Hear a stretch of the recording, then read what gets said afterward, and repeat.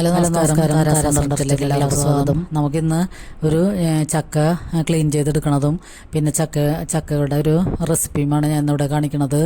അപ്പോൾ നമുക്കിപ്പോൾ ഈ ചക്കയുടെ ഈ സീസണിൽ നമുക്ക് ചക്കയൊക്കെ എടുത്ത് കുറച്ച് മെനക്കെട്ടൊക്കെ എടുത്ത് വെക്കുകയാണെങ്കിൽ, ചക്കയൊക്കെ ക്ലീൻ ചെയ്തെടുത്ത് നമ്മൾ സൂക്ഷിക്കുകയാണെങ്കിൽ നമുക്ക് ഫ്രീസറിൽ സൂക്ഷിച്ചിട്ട് കുറച്ച് നാൾ ഉപയോഗിക്കാൻ പറ്റും. അപ്പോൾ ഞങ്ങളിന്നൊരു ഇടത്തരം വലിയ ചക്ക എടുത്ത് ക്ലീൻ ചെയ്തെടുക്കുകയാണ്.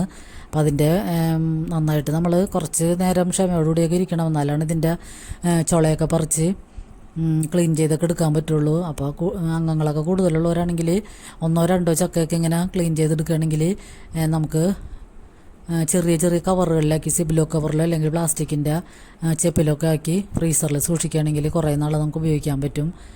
അപ്പോൾ ചക്ക ഇങ്ങനെ കത്തിയും കൊണ്ട് ഇങ്ങനെ മുറിച്ചതിന് ശേഷം ഉള്ളിലത്തെ കുരുവൊക്കെ എടുത്ത് മാറ്റി, പിന്നെ അതിൻ്റെ പൊല്ലയും കുരുവിൻ്റെ പോളയൊക്കെ എടുത്ത് കളഞ്ഞതിന് ശേഷം നമുക്ക് ചക്കയുടെ ചുള മാത്രം ആയിട്ടെടുക്കാം. കുരു നമുക്ക് വേറെ കറി വയ്ക്കാനൊക്കെ മാറ്റി വയ്ക്കാം.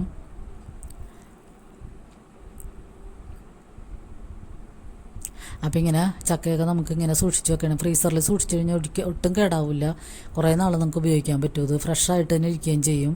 അപ്പോൾ ഇത് നമുക്ക് പിന്നെ മഴയൊക്കെ പെയ്യണ സമയത്തൊക്കെ എടുത്ത് കറി വെച്ച് കൂട്ടുകയാണെങ്കിൽ നല്ല അടിപൊളിയായിരിക്കും. അപ്പോൾ ഇനി ചക്കയൊക്കെ വീട്ടിലുള്ളവരും അല്ലെങ്കിൽ അയൽവക്കത്തു നിന്നൊക്കെ കിട്ടണവരെ ഇഷ്ടംപോലെ ചക്കയുള്ള വീടുകളിലൊക്കെ നമുക്കൊക്കെ ചക്കയൊക്കെ കിട്ടുമ്പോൾ ഞങ്ങൾക്കിത് അയൽവക്കത്തു നിന്ന് കിട്ടിയതാണ്.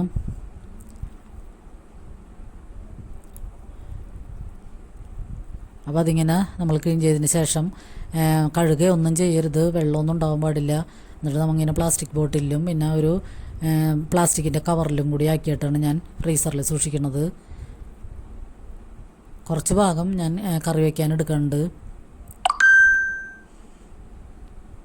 ഇങ്ങനെ അടച്ച് സൂക്ഷിച്ചു കഴിഞ്ഞാൽ നമുക്ക് ആവശ്യമുള്ളപ്പോൾ എടുത്തൊന്ന് കുറച്ച് നേരം വെള്ളത്തിലിട്ട് കഴിഞ്ഞാൽ നമുക്ക് ഫ്രഷായിട്ട് തന്നെ ഇത് കറി വെച്ച് കഴിക്കാൻ പറ്റും.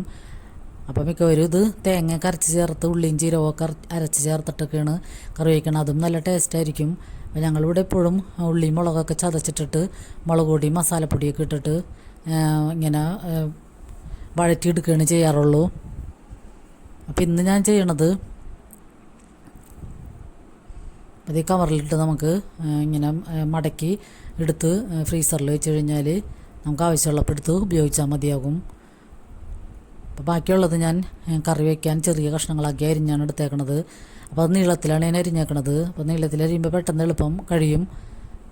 നമുക്കിങ്ങനെ കീറി വേഗം ഇട്ട് കഴിഞ്ഞാൽ പെട്ടെന്ന് പണി കഴിയും. അപ്പം ഞാനതെടുത്ത് രണ്ടൊന്നര ചക്ക കഴുകാൻ പാടില്ലെന്നൊക്കെ പറയണ കേട്ടിട്ടുണ്ട്. പക്ഷേ നമ്മൾ കഴുകിയൊക്കെയാണ് എടുക്കുകയുള്ളൂ. 2 പ്രാവശ്യം കഴുകിയിട്ട് ശേഷം ഞാൻ അത് കുക്കറിലിട്ടിട്ട് കറി വയ്ക്കാനുള്ള ചക്ക കുക്കറിലിട്ട് 2-3 പച്ചമുളകും കറിവേപ്പിലയും ഉപ്പും കൂടി ഇട്ടിട്ട് കുറച്ച് വെള്ളവും കൂടി ഒഴിച്ചിട്ട് നമുക്ക് കുക്കറിൽ വേവിച്ചെടുക്കാം. പിന്നെ അതിലേക്ക് ചെറിയുള്ളിയും വെളുത്തുള്ളിയൊക്കെ ഞാൻ ചേർക്കുന്നുണ്ട്. അപ്പോൾ അതൊക്കെ നന്നാക്കി എടുത്തിട്ട് നമുക്ക് നന്നായിട്ട് ചതച്ചെടുക്കാം. നമ്മൾ ചെറിയ ഉള്ളിയൊക്കെ ചതക്കണം, കല്ലിൽ വെച്ചിട്ട് ചെറുതാക്കി നന്നായിട്ട് ചതച്ചെടുക്കാം. അപ്പോൾ നമ്മുടെ ഈ 2 ഒരു പ്ലാസ്റ്റിക്കിൻ്റെ ടിന്നും ഈ കവറും എടുത്ത് ഫ്രീസറിൽ വയ്ക്കാനുള്ളതാണ്. അപ്പോൾ നമുക്ക് ആവശ്യമുള്ളപ്പോൾ ഇതിൽ നിന്ന് എടുത്താൽ മതിയാകും. നല്ല ഫ്രഷായിട്ട് തന്നെ നമുക്ക് കൂട്ടാൻ പറ്റും. പിന്നെ ഇത് വേവിച്ച് വെക്കണവരുണ്ട്, വേവിച്ച് വെച്ചാലും കുഴപ്പമൊന്നുമില്ല. പിന്നെ ചൂടാറി അതിൽ വെള്ളമൊന്നും അധികം ഉണ്ടാകാൻ പാടില്ല. അങ്ങനെ എടുത്ത് ടിന്നുകളിൽ അടച്ച് വെച്ചാലും മതി. പക്ഷേ ഇങ്ങനെ വയ്ക്കുമ്പോൾ നമുക്ക് പച്ചനെ തന്നെ ഫ്രഷായിട്ട് തന്നെ നമുക്ക് ഉപയോഗിക്കാൻ പറ്റും. അപ്പോൾ നമുക്ക് കറി വയ്ക്കാനുള്ള ചക്കര ഇങ്ങനെ എടുത്ത് വെച്ചിട്ടുണ്ട്. പിന്നെ നമുക്ക് ഉള്ളിയും വെളുത്തുള്ളിയൊക്കെ ചതച്ചെടുക്കാം. പിന്നെ നമുക്ക് കുറച്ച് കറിവേപ്പിലയൊക്കെ വെളുത്തുള്ളിയൊക്കെ എന്തോരം ചേർക്കണം അതുപോലെ ടേസ്റ്റ് ഉണ്ടാകും. പിന്നെ ഞാൻ ഈ കറിയിലൊക്കെ കുറച്ച് നെയ്യും കൂടി ചേർക്കുന്നുണ്ട്. നമ്മൾ ഈസ്റ്ററിന് ബീഫ് വാങ്ങിയതിൽ കുറേ നെയ്യ് ഉണ്ടായിരുന്നു. അപ്പോൾ അതൊക്കെ എടുത്ത് മാറ്റി വെച്ചതാണ്. അപ്പോൾ അതും കൂടി ചേർക്കുമ്പോഴാണ് പ്രത്യേക ടേസ്റ്റ് വരുന്നത്. അപ്പോൾ ഞങ്ങൾ ഈ ഏരിയയിൽ ബീഫും ചക്കയും ഇറച്ചിയും വെക്കണ ഒരു പ്രത്യേക റെസിപ്പി ഉണ്ട്. കുറച്ച് ബീഫും നെയ്യും എല്ലൊക്കെ കൂടി വാങ്ങിയിട്ട് അതിൽ ചില വീടുകളിൽ ഒരു ചക്ക മുഴുവനും കൂടി ഇട്ടിട്ട് ഒന്നിച്ച് നന്നായിട്ട് കറി വെച്ച് വെക്കും. നല്ല അടിപൊളി ടേസ്റ്റാണ് അത് കൂട്ടാൻ വേണ്ടി.